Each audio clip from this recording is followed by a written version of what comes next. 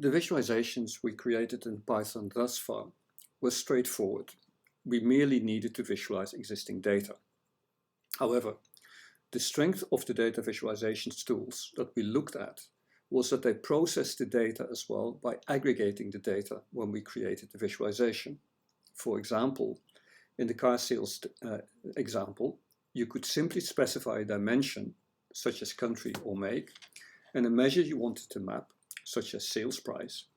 And the data visualization would group the data by the dimension and aggregate the measure for you, for example, by calculating the sum, or if you preferred, the average. Doing this in Python requires that you first manipulate the data yourself.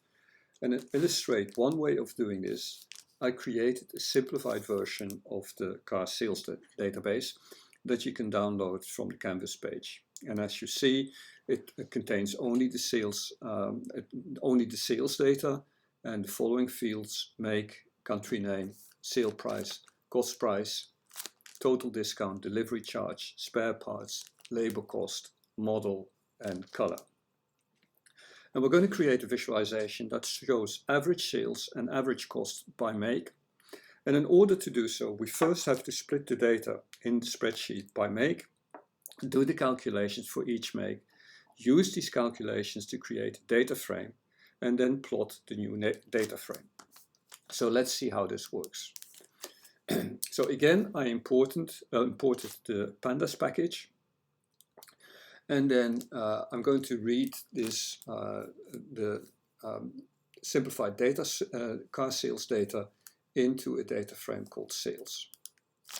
Now we need to split this out, and splitting this out is actually fairly straightforward. So I'm going to create a new data frame, sales at the JAG, that looks at the sales data frame and then restricts itself to those rows that have the value Jaguar in it.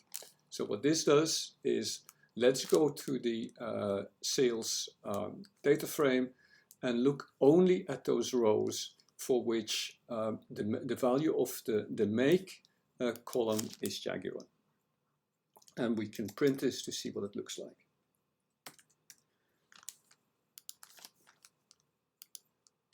And you see, I do indeed get only the Jaguar sales. So that's good.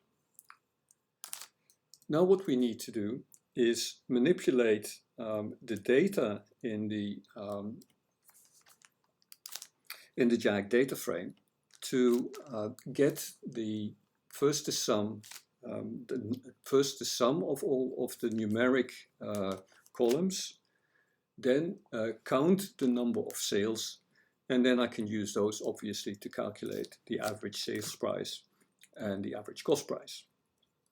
Now, in order to do that, I'm going to use two inbuilt functions again, panda functions in this case. So called Jag. And I'm first going to create a data frame called Jag totals.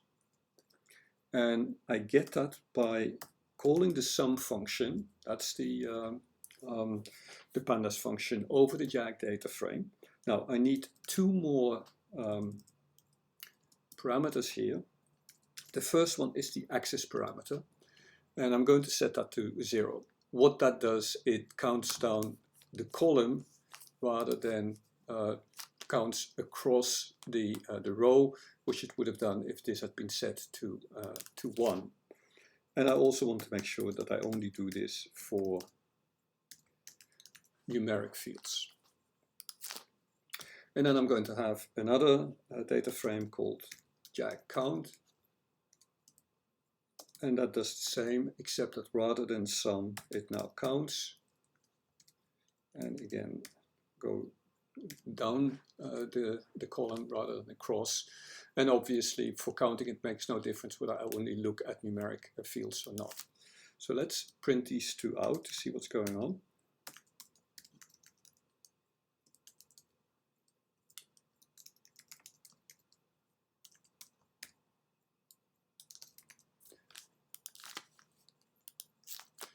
And this looks good, right? So you see that we have 129 sales of Jaguar cars, that the total sales price is just over 6 million, the total cost price is just over 5 million, and so on.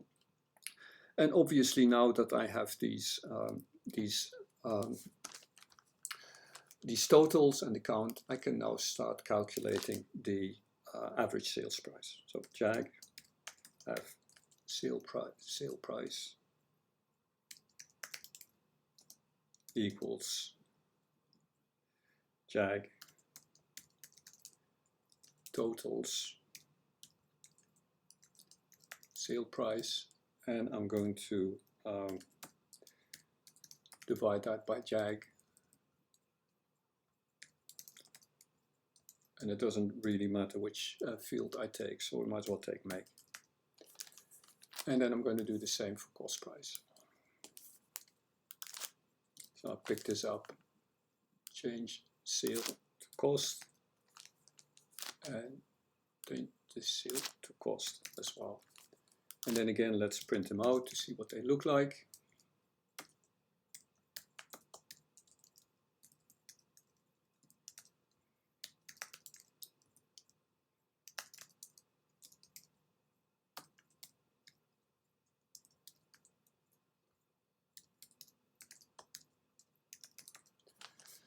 Let's run this.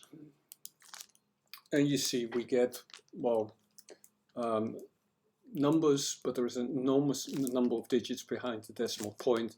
So I'm going to call the Python function round to make sure I get rid of all these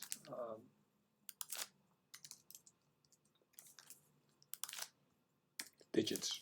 So if I run it now, I should see only the numbers before the decimal point. So that's good.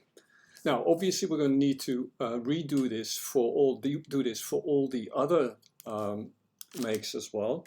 But rather than type this, I'm just going to pick up this from the web page, stick that in there, right? And now what I have is I have the data for Jag, for Aston Martin, for Triumph, for TVR, for Bentley, and for Rolls-Royce.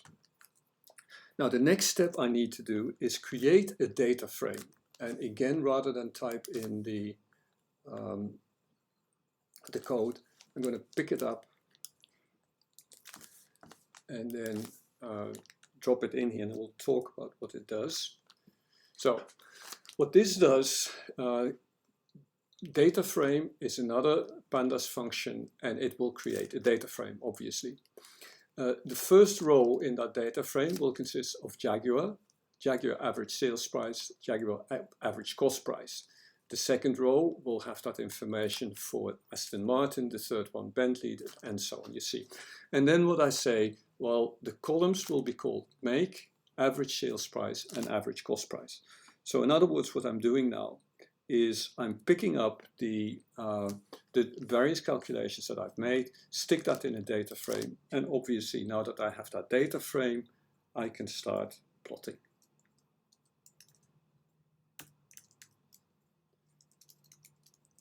And what I do is, what I want to do is I want to plot make against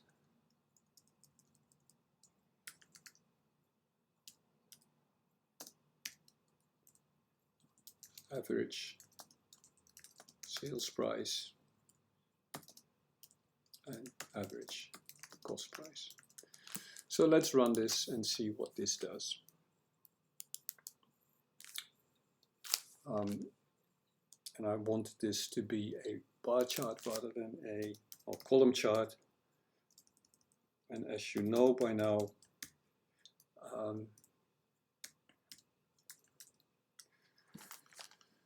matplotlib.pyplot uses bar to give me a column chart. So let's run it now. And now I get indeed the column chart that I was after.